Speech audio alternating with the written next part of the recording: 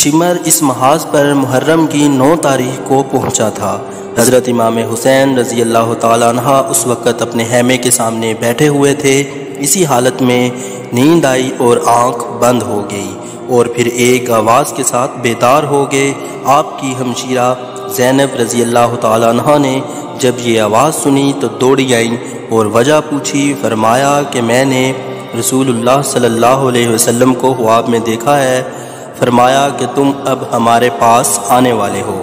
ہمشیرہ یہ سن کر رو پڑیں۔ حضرت حسین نے تسلی دی۔ اس حالت میں شمر کا لشکر سامنے آ گیا۔ آپ کے بھائی عباس آگے بڑھے اور حریف مقابل سے گفتگو ہوئی۔ اس نے بلا مہلت قتال کا اعلان سنایا۔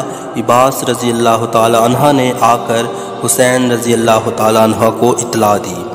حضرت حسین نے فرمایا کہ ان سے کہو آج کی رات قتال ملتوی کر دو تاکہ میں آج کی رات وصیت اور نماز و دعا اور استغفار کر سکوں۔ شمر اور عمر بن سعد نے اور لوگوں سے مشورہ کرنے کے بعد مہلت دے دی اور واپس ہو گئے۔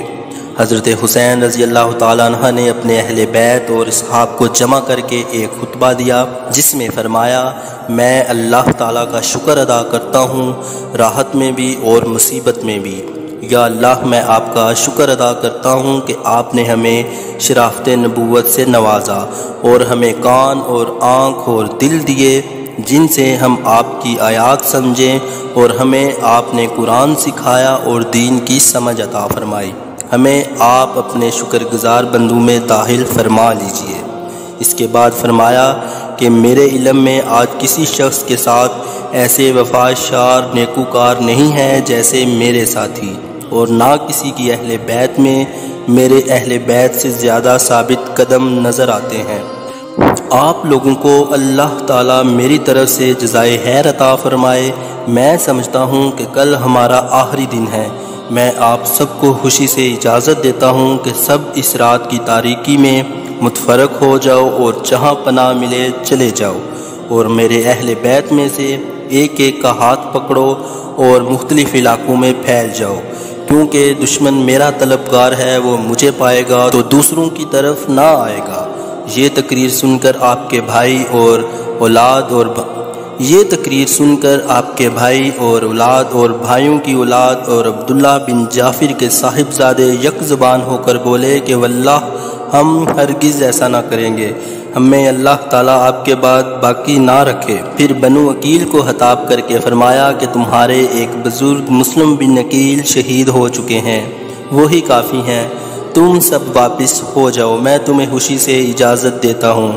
انہوں نے کہا کہ ہم لوگوں کو کیا منہ دکھائیں گے کہ اپنے بزرگوں اور بڑوں کو موت کے سامنے چھوڑ کر اپنی جان بچا لائے، بلکہ واللہ ہم آپ پر اپنی جانیں اور اولاد اور اموال قربان کر دیں گے۔ مسلم نے اسی طرح ایک جوشیلی تقریر کی کہ جب تک میرے دم میں دم ہے میں آپ کے سامنے قتال کرتا ہوا جان دے دوں گا۔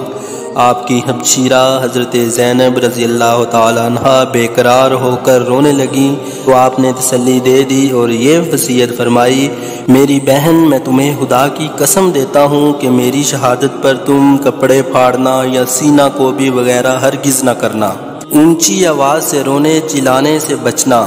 یہ وصیت فرما کر باہر آگے اور اپنے صحاب کو جمع کر کے تمام شب تہجد اور دعائے استغفار میں مشغول رہے۔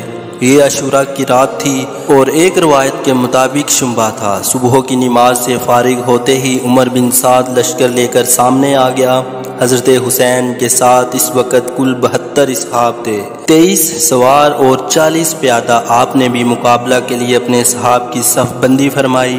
عمر بن سعد نے اپنے لشکر کو 4 حصوں پر تقسیم کر کے ہر ایک حصے کا ایک امیر بنایا تھا۔ ان میں سے ایک حصے کا امیر حر بن یزید تھا جو سب سے پہلے 1000 کا لشکر لے کر مقابلے کے لیے بھیجا گیا تھا۔ حضرت حسین کے ساتھ ساتھ چل رہا تھا۔ اس کے دل میں اہل بیت طہار کی محبت کا جذبہ بیدار ہو چکا تھا۔ اس وقت اپنی سابقہ کارروائی پر نادم ہو کر حضرت حسین کے قریب ہوتے ہوئے ایک بار گھوڑا دوڑا کر حضرت حسین کے لشکر میں آ ملے۔ اس وقت اپنی سابقہ کارروائی پر نادم ہو کر حضرت حسین کے قریب ہوتے ہوئے گھوڑا دوڑا کر حضرت حسین رضی اللہ تعالی عنہ کے لشکر میں شامل ہو گئے۔